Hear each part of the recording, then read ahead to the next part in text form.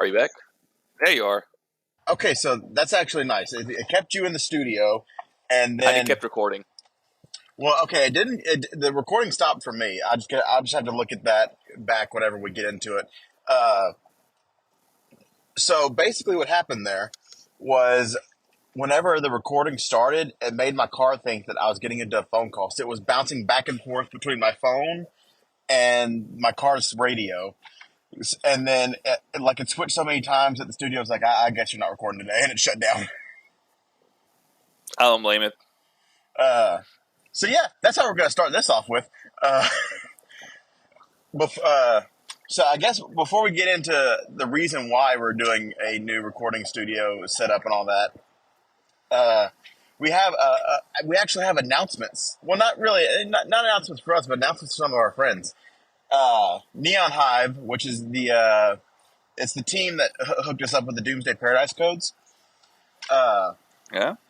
They just launched a publishing label, and they sent me a little press release. I'm going to read some stuff off of it real quick. First off, if you haven't heard of Neon Hive, just go check them out. I shared a Facebook link earlier, and I posted a link to the Twitter, and I'll also post a link to the little press release in the show notes of this podcast. But yeah, they've got two games that they're talking about in the press release. The first is called Harvest Hunt, which this is 100% going to be something that I look into. I'm going to download the demo later. But it's basically a horror roguelike. And it's actually, IGN was, they had some stuff about that game on IGN earlier. There is a trailer that is up now. You can go check it out. It's voiced by, I want to make sure I'm saying this. I think it's Samantha Beart. I'm sorry if I'm butchering that.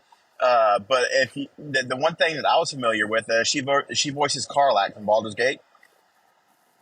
Hell yeah. Yeah, really good voice actress. But yeah, so basically, you're the warden, and you have to protect your village from the ever-present threat of the Devourer. Each night, you will draw from your deck of whispers and go forth into the farmlands of Luna Nova, gathering resources that are crucial to the survival of your people. You are the first and only line of defense, and you must make it through the night. That's the little synopsis they had. And another thing worth noting, the demo is available. There's a demo on Steam now if you want to check that out. I'm definitely downloading the demo later. The second game is called Slope Crashers. It's made by a solo developer. I feel so bad because I feel like I'm going to ruin this name too. Johannes Lugstein at Byte Parrot, I'm so sorry, was recently selected to be part of the Xbox's Winterfest demo festival in December. The game taking the slopes as a snowboarding animal and this colorful arcade combat racer that has been taking TikTok by storm, coming to PC, Nintendo Switch, and Xbox Series S, X later this year. It is a cross-platform party game that the whole family can enjoy. So yeah, just be sure to go over and check the show notes. Go check out Neon High. Follow them on Twitter. They were really great. They got us those Doomsday Paradise codes, and I'm actually working on getting some. So I'm waiting on some more codes that we might be getting in the next few months or so. So really exciting things there. Yeah, looking forward to that. Yeah. So going into it, the reason that we're doing this new podcast setup, Spotify for podcasters, is basically coming to an end. There's sunsetting. Is that the word? That's a word. Yeah, sunsetting the program because they have a partnership with Riverside FM. So we're the service is getting taken down in like June of this year. So I'm wanting to get ahead of it and start recording things over on this side, just so we can get used to it. And I'm going to say this now. I think that Riverside has a good service. We did a test recording yesterday, and I was able to export that out and an editing program and kind of make it sound a little better than what we usually put out. But the one thing that I do not like, and I'm going to say this clearly, the fact that they're shutting Spotify for podcasters down is a really bad move. Nothing against Riverside FM, but there are a lot of people that are losing their podcasts over this. We're lucky enough to where, our podcast can still be recorded how it's recorded, and it doesn't really harm. I mean, it harms the bonus. I was doing I don't know if you saw, but on Spotify I was doing a bonus series where I reviewed Jason Isbell's music, and Yeah, I noticed that. yeah. So when that series is done, I was gonna do Toby Keith because he just passed away, and I thought it'd be a nice thing to do. But it's not looking like it's gonna happen because by the time I'm done with Jason Isbell series, I don't think I'll have enough time to go into Toby Keith. But we'll just have to see. But like a lot of people that are taking advantage of that feature to stitch in music from Spotify for their shows, they're basically they're getting screwed, and they're not going to be able to do that anymore. So they're just going through the YouTube comments, it was really heartbreaking to see how many people were just losing the ability to record their podcasts because there's not really another. The biggest thing of what made Spotify for podcasts so big was there was nothing like it out there. Like there wasn't really a thing that just let you put licensed music into your podcast without getting in trouble. Right. So we're swapping over to this Riverside FM setup. So far, it's going well. We're learning. A feature that Leo and I have talked about in the past is something that we can do here where in the middle of a recording, we can invite other people to join us if we wanted to. So it's closer to a radio show than ever before. I really like that. I really appreciate that. So yeah, we're going to start doing this. And I could think of no better way to introduce our audience to Riverside FM than to talk about Resident Evil Executor 4D. We're finally going to talk about this wonderful, wonderful movie. So this is something that I did not know about until you had showed it to me. Yeah, I know. So I'm assuming this is for a 4D ride in Japan or something? Yeah. Okay. First off, I would love to be able to experience this the way it was intended. I would love to find some kind of 4D theater that I can experience this in, but that will never happen. I mean, if I could figure out the timing, because you can see where it's supposed to shake and stuff. Well, I could just get behind your chair and just move you forward and backwards, side to side. Yeah, whenever the rat has tentacles sparred out, you could just slap. You could just slap a imitation crab on my face or something. A wet pool noodle. Oh, that's pretty good. Displayed spaghetti. So yeah, I guess we should go back a little bit. We decided that since Resident Evil interview was so popular with our viewers, we would keep it going, and we would review all the Resident Evil media. And yeah. So I actually let me see if I can pull this up real quick. I made a spreadsheet. I love spreadsheets. Yes, you do. You're a spreadsheet man. I am a spreadsheet man. Where is my Excel? Okay, here it is. Let's see. Let's search up 2024. And then, okay, we're at a red light. Okay, so we've got the masterpiece, Resident Evil Executor. Then we have the original Resident Evil live-action movie, Resident Evil Apocalypse, Resident Evil Extinction, Resident Evil Degeneration, Resident Evil Afterlife, Resident Evil Retribution, Resident Evil Damnation, Resident Evil The Final Chapter, Resident Evil Vendetta, Resident Evil Infinite Darkness, and this is where I'm going to need you to look up. What comes first? Was it the Netflix series or Welcome to Raccoon City? I want to say it's Welcome to Raccoon City is first, and then the Netflix series. Give me 1 second. Evil Netflix, and the other one was Welcome to Raccoon City, right? Right. Okay, this is for teens.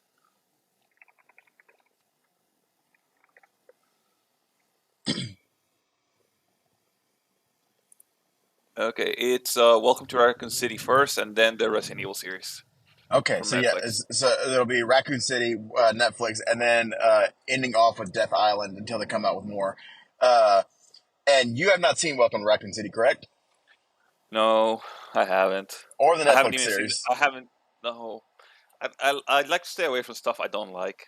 Well, let me tell you, I know I won't like. okay. So the thing about the Resident Evil movies, like the live action movies, they are like as far as cinema, they are bad movies. I still loved all of them. Uh, I like two. because here's the thing, they are technically bad movies, but they are still, like, for the most part, they are pretty, like, you can tell that they played the games whenever they made the movies, because they take all kinds of stuff from the games and put it, like, I remember, I think it was the fourth movie, like, it had a lot of stuff from Resident Evil 5, which is the game that had just come out before that movie. Like, I want to say the executioner was actually in the fourth movie. Oh God. Yeah, he was Oh in. yeah, it was. It was. It was. Yeah. Yeah, The executioner Magini. yeah, they were in there too. And then I think it wasn't until the fifth movie where they had the whole evil Jill plot mechanic. Yeah. So yeah, I like. But Welcome to Raccoon City is just offensively bad. Like they take all the characters and, like, what if we just make them not like they are in the games? Sounds not a. Sounds like a recipe for not making a good series or movie or Like, whatever it is. okay, Leon in Welcome to Raccoon City is the equivalent of a stoned teenager the entire time. Like he's always like, "Oh, I've got to go do my job." My job. Like, I'm pretty sure at one point, the front of the police station explodes, and he just like, "Oh, I don't want to get out of my chair." Yeah.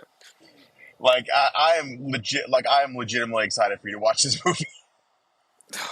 It was the one, like, okay, what, like, the Netflix series was bad, but, like, I could, if you take it away, like, if you were to look at the Netflix series and take out that it's like the Resident Evil IP from it, you could still, like, if you were just like a random person and just saw this random thing, not knowing anything about the games, you would probably have a good time watching it.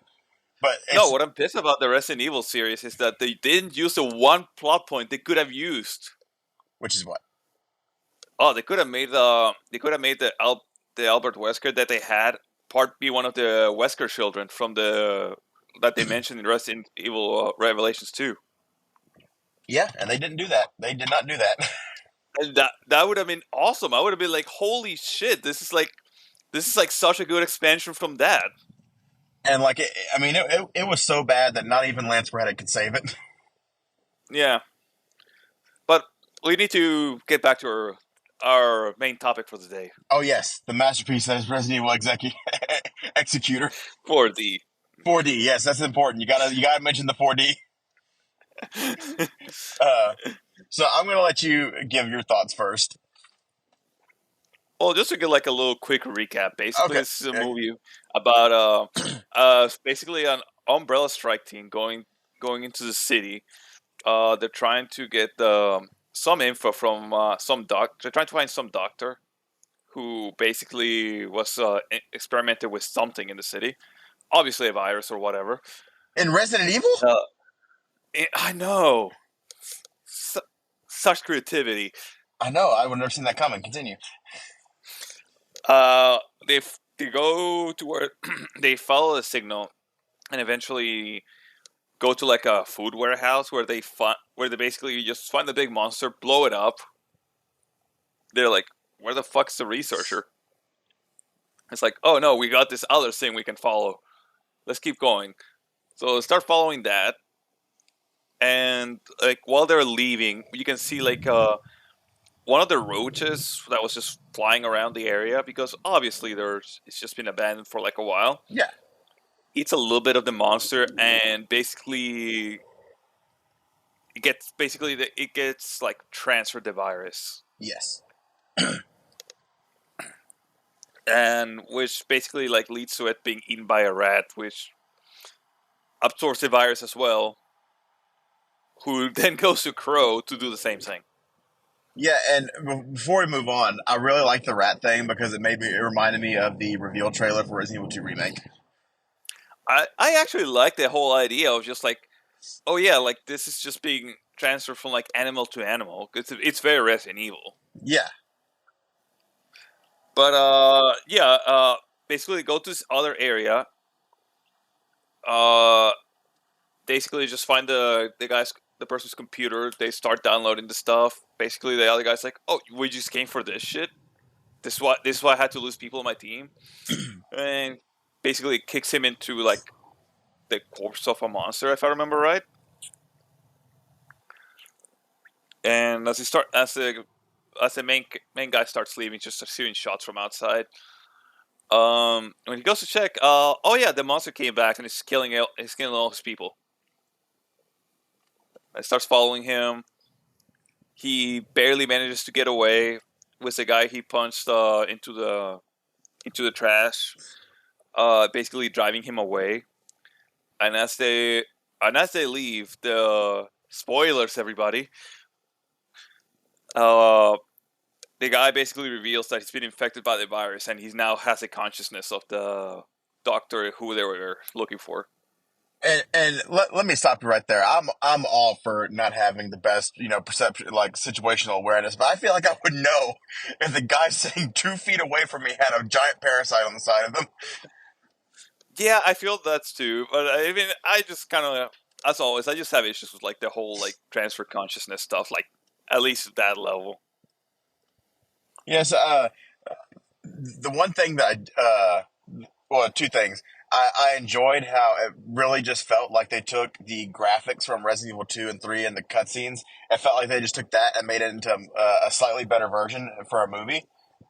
Yeah, It really had that nostalgia thing going for it. it did look like they put a lot of work into like at least like when they were like inside like the little food warehouse. It looked like they put a lot of work into like putting everything there, how everything worked and everything. Yeah, and also when I started, I didn't expect I didn't like read any of the stuff like in like the detail section, Yeah. but whenever I clicked onto it, I thought that I'd accidentally pulled up my window that had Yakuza in the background because it started, the Japanese started, the Japanese voices started filtering into my headphones. It's like, what am I watching? Oh yeah, I forgot to warn you about that because Yes, I had forgotten it was in Japanese as well. because a lot of times when I'm watching things while I'm doing my work at my desk, I kind of just like have one earbud in. So like whenever I started watching it, I was like, oh, I actually got to watch this the whole time, Oh god. which isn't But honestly, it isn't too bad because I mean, this thing is only like what 20 minutes. yeah, Yeah. it's really short. So for the listeners at home, this is really easy watching. Very easy. So yeah. You said you like two things. You mentioned like the graphics. What was the other thing? Oh well, the second thing was I was mentioning that the Japanese was like really out of left field for me. Uh, Oh, okay. but the one thing that I really appreciated, like all of the creative ways that the different infected animals were taking people out. Oh yeah. Uh, I thought the cockroach part was as creepy as it should be. Uh, Oh yeah. It really does like remind you of like the RE the RE2 remake at least. well, the cockroach part actually reminded me of Resident Evil Zero because they had the leeches, which were, I mean, close enough. Yeah. And I gotta Leeches. say, I was gonna say I like the design for like the big executor monster. Hmm. It just felt like a big giant liquor. And I mean, also, like as I was watching it, I was like, man, these would have been cool. They were like, if they were in like a Resident Evil game that you could play and fight against those monsters. Oh yeah. But But yeah. then again, Oh, good. so, no, I was gonna say, but then again, like, how do you kill something that's just like, oh yeah, look, the little roach basically bites it, and then oh, we got another infection going on. Well, I could tell you how I would do. I don't know if you stumbled upon this quest in Baldur's Gate 3, but there is a quest. I think it's in Act 2, maybe. Uh, where basically there is somebody that is really powerful, but you can skip the boss fight if you go and remove a curse. And to remove a curse, you have to fight an enemy that basically splits into like 2 dozen different copies of himself, but they're all like kill. Like, you can kill them in one hit, but they all like Oh, okay. they rush your character and they can very easily kill you. Like it took me a couple different tries to beat this boss, but that's Yeah, what. I wasn't able to do that quest because we kind of glitched. So basically, our game was very glitched by the end because we kept killing everybody we saw. Yeah, that tracks. uh, Actually, I say this all the time, but one of these days I'm going to go back and play another run in Baldur's Gate. Same, Uh, same. so on that note, do you have any closing thoughts for Resident Evil Executor? 4D. Yeah, 40. Sorry, Uh, sorry, sorry, sorry. uh, it. I was gonna say it's honestly a product of its time. It feels like it adds a little bit, but it's so obviously non-canon, and it's just kind of like a little fun thing to like enjoy if you like seeing like a lot more of like the Resident Evil series, just how it's been handled by different people. Yeah, and I mean, honestly, there are things in here that definitely remind me of the Resident Evil games, but more so it remind me of some of the CGI movies that we're going to get to later in the list. Oh, but I like the CGI movies. Oh, do you like the scene where Leon shoots for 3 minutes without reloading his pistol? I love it. I I remember. also love how he randomly kills people in the highway. Yeah. Oh, yep. I know what you're talking about. I also really appreciate the scene where the tyrant grabs the liquor by a tongue and uses him as like a wrecking, like a mace, basically. Like he rolls him around like a tetherball. Dude, I feel that's awesomely done. That I don't know about you. well, like that's one of those moments where I feel like that was made by like a Resident Evil fan. I was like, what if we had a tyrant throw around a liquor? See, I almost did it again. I almost did the clicker thing. Uh, Yeah, uh, it's one letter. it is one letter. But I feel like that was done by Resident Evil. I was like, what if we just did this? Nobody can stop us. They gave us free reign. Oh yeah. No, but I enjoy the CG movies because I feel like they get a little bit more of the stupid atmosphere from the games That's fair. than the live action movies.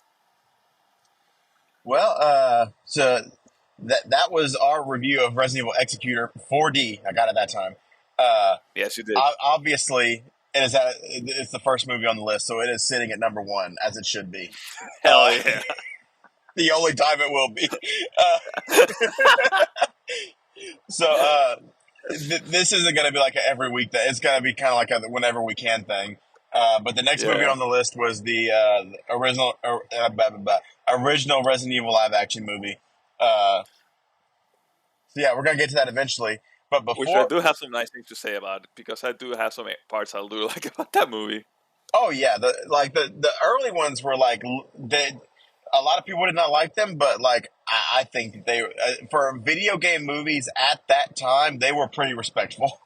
Like I said, I like two. I really like two. Well, see, I liked one, I really liked two, and I had a guilty pleasure love of three. I love that movie so much.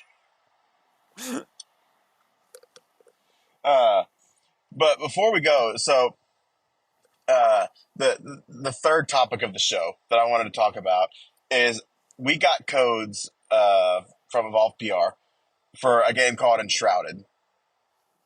Uh, I started playing this game. I love this game. Uh, I haven't gotten a chance to play it yet. so when I finish, I think you're going to want to because it on the surface it looks like your standard crafting survival co-op experience, but where it's going to draw you in, Leo, is it is a Souls Yeah. like. Okay, you're getting my attention. I did not know it was a Souls like.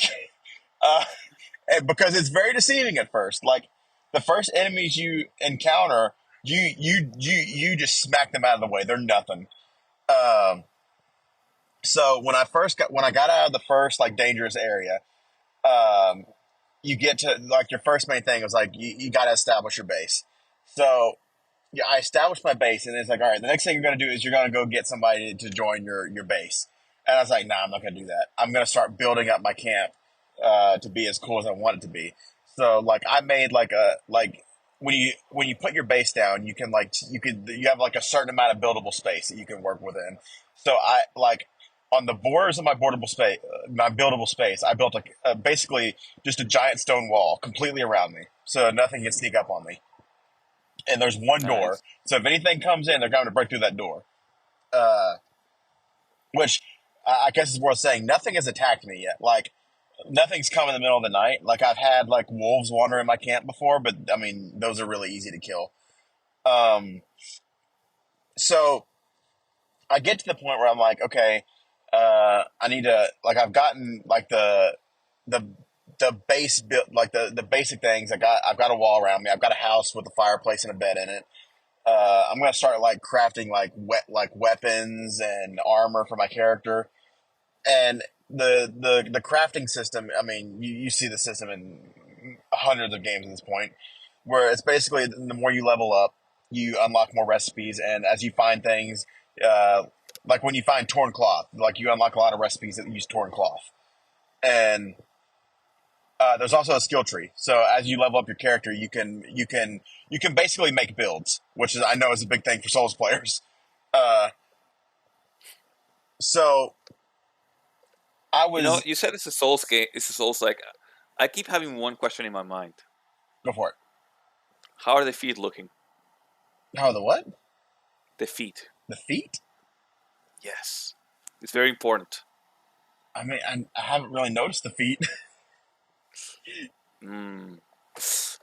Well, you've got a code, so you can see the feet all you want. Uh, so, all right, to get torn cloth, you basically have to find it in like abandoned villages or town places. Um, Yeah. and there was like an abandoned little castle market area that's like right by where my base is. So I was going through there, and throughout the world, there are these places where I think it's called the Shroud. It's basically like this blue mist, and Yeah. you can only stay in the mist for like 5 minutes to start off with, but you can get upgrades to stay in the mist longer. But in the mist, there are these enemies, right? And Right. so I killed these enemies, and I was like, man, this is kind of getting hard. And I looked up a like a guide to like where to find things. It's like, yeah, be sure to parry the enemies. It's like, oh, parry, that's a Souls word. Uh, so I started to like really pay attention to like people playing the game on YouTube, and I was like, they're playing this like Dark Souls shit. Uh, so out of nowhere, I'm exploring this area. I've gotten to combat with a lot of enemies, and they're starting to get harder. And Right. I'm like, okay, I can't heal by eating food. That's a problem. So I look up how to heal. You have to make bandages to heal yourself. Um, or there are certain foods that heal you, but I didn't have any. So I go back in to find some more torn cloth, and I can see where the enemies are, and I'm like, all right, I'm not gonna go over there. I'm gonna go over here to look. If I'm lying, I'm dying. A chinchilla pops out and kicks my ass. Like this thing comes out of nowhere. Just, I mean, it starts screaming at me. It's attacking me. I'm trying to hit it. I can't hit it. It's very small. And it, like, I have to run back to my castle. I've got like a sliver of health. And like the whole time I was like, man, this game is so good that I had to make myself go to sleep last night because I knew I had work in the morning. Well, at least you knew.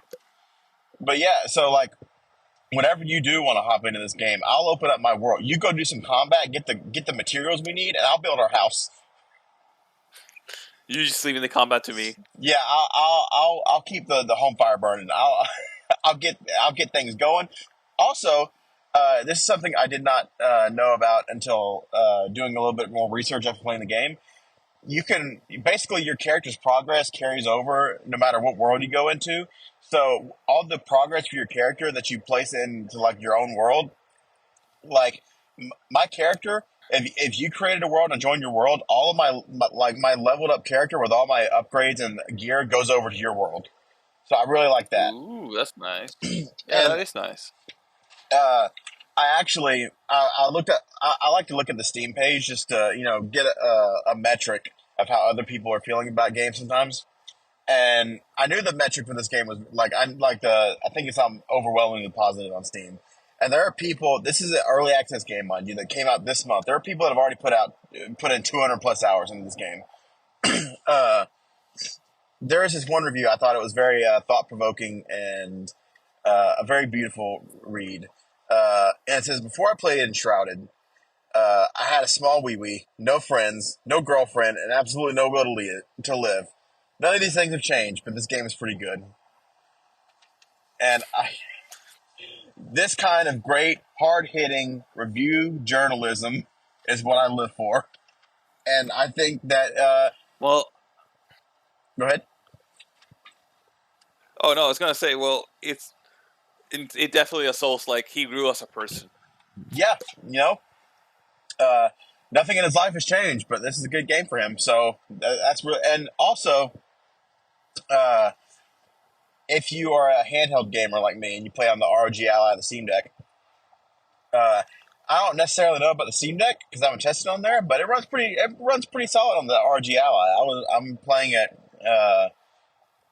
I mean, a pretty steady frame rate the whole time. So, and like you have to fiddle with the settings for a little bit, but all in all, it's a good little game. It's a good game. I like it a lot. I'm going to play it a lot. I actually, I You made me want to play it. So I am actually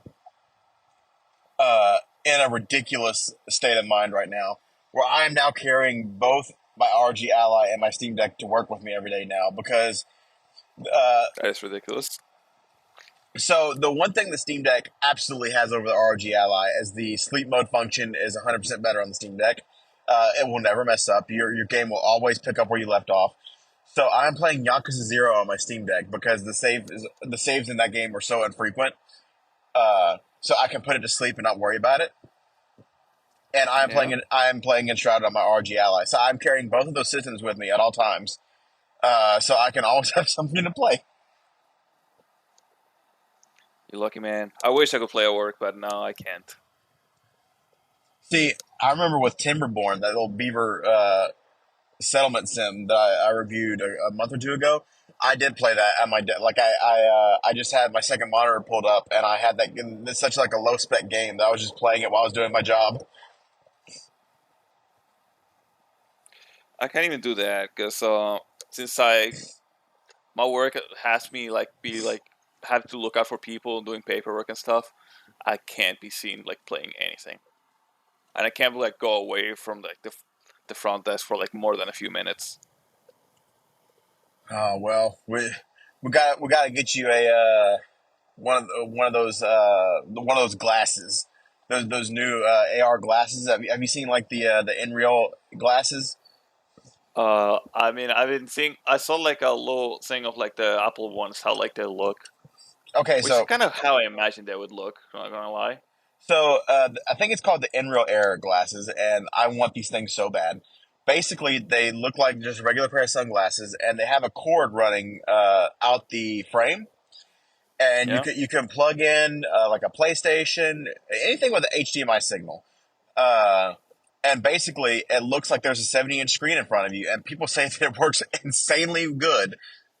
Uh, and I want to say, like, I mean, and they're expensive, but they're not anywhere near as expensive like the Apple uh, Vision Pro. Like the Apple Vision Pro is like $3,600, and these things are like $200, $300. Wow. And I mean, honestly, A lot. That's a lot of difference. yeah, it's a lot of difference. And I'm honestly thinking about if there's leftover on our tax return, I might see if I can convince Emily to. Let me hold on to a couple $100. And you need it for science. Yeah, absolutely. Just strictly research purposes. I'll use it I'll put it as a write off on the podcast. Wait, man, can you start doing that yet? Well, we have $5. So I don't know if you know this. We got more money. No, it's always been $5. No, okay, I thought it actually, was $2. we've got $5 and Facebook Pay. Like, okay, so back in the Here We Are Gaming days, I got $5 from the streams, and it's just been sitting in my Facebook account. and I can't get to it. So I've got $5. They just won't give me the $5. And then we got a $1.70 from when we did from when we were partnered with Dubby and Rhett ordered using our link. We've got Yeah. $6.70.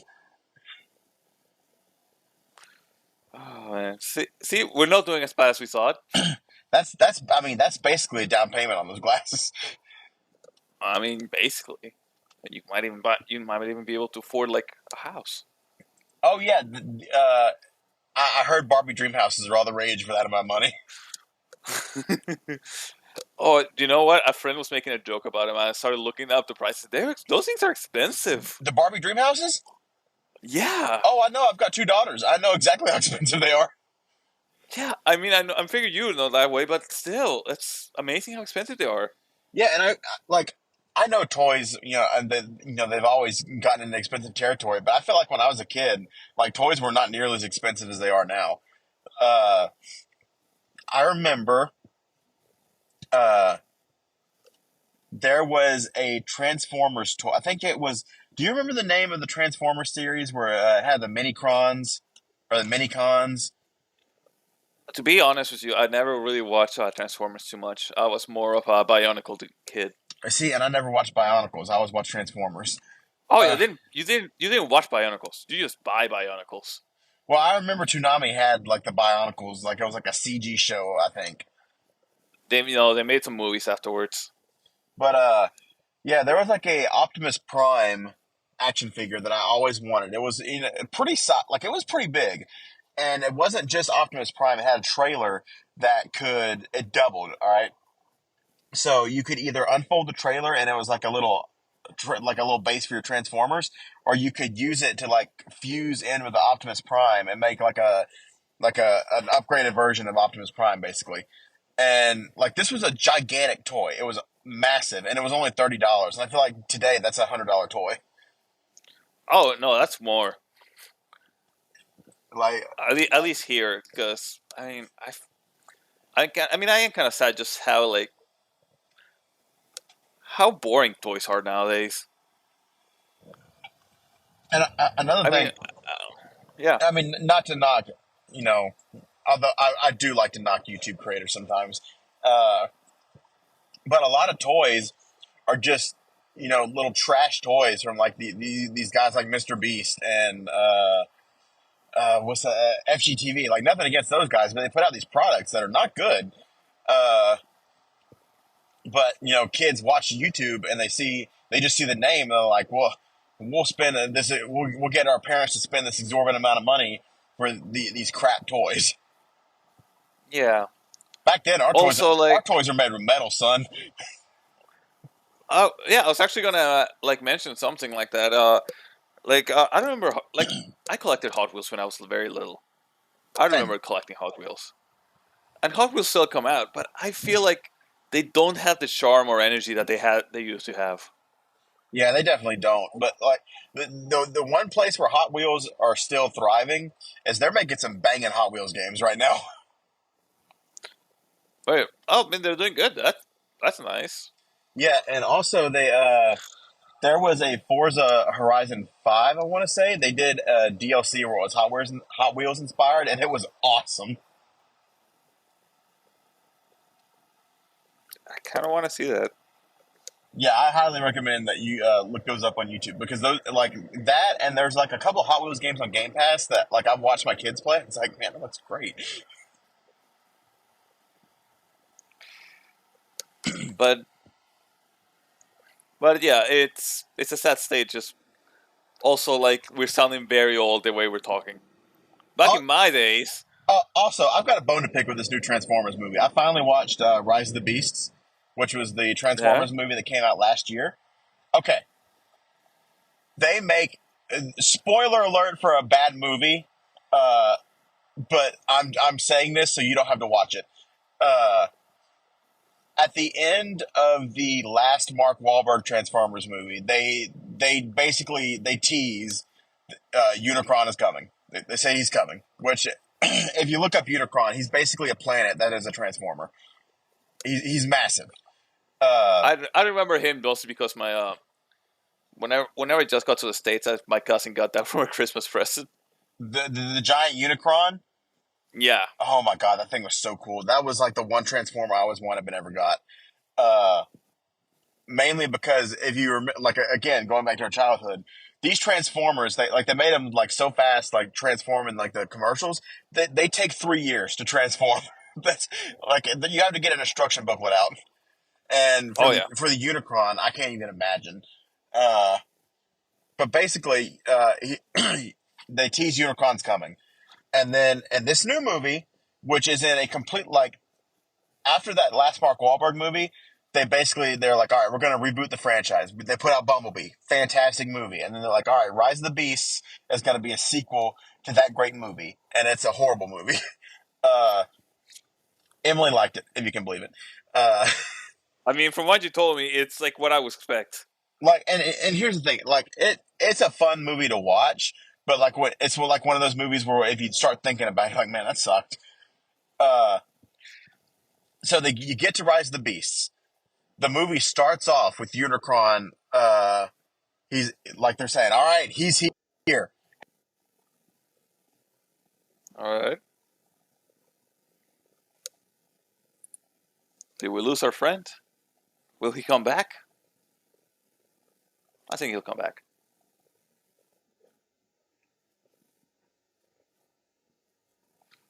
Okay, it didn't cut. It couldn't cut the thing out, so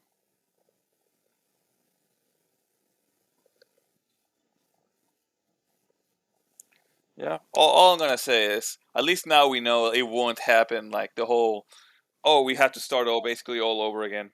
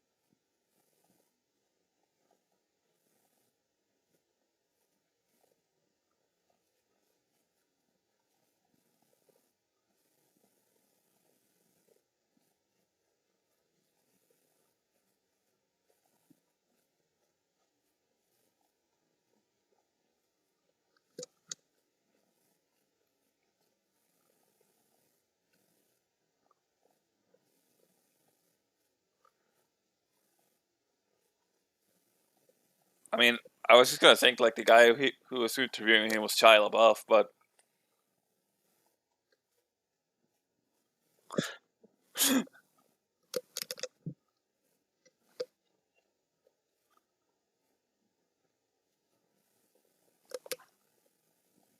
I have so many questions.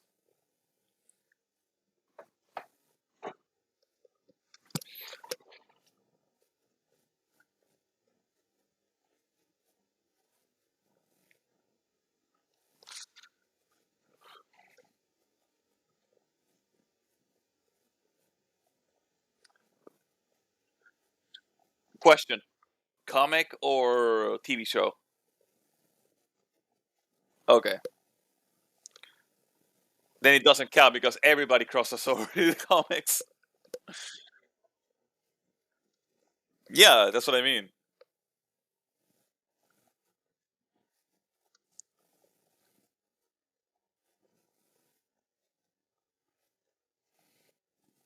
See who throws the more money away.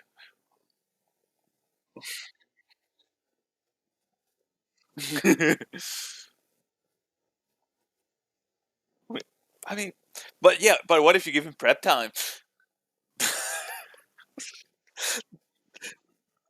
The most stupid fucking argument for like Batman argument for Batman fights. Yeah, but what if he has prep time?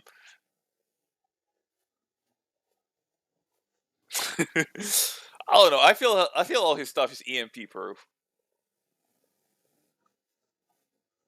I mean, I figure like the guy who basically like has robotics everywhere. It's like, you know what? This is like my one obvious weakness. I should probably do something about it.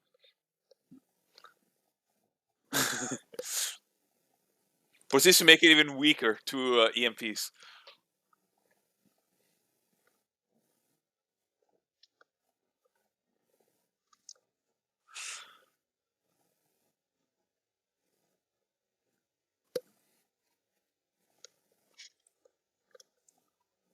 Thank you for adding for the.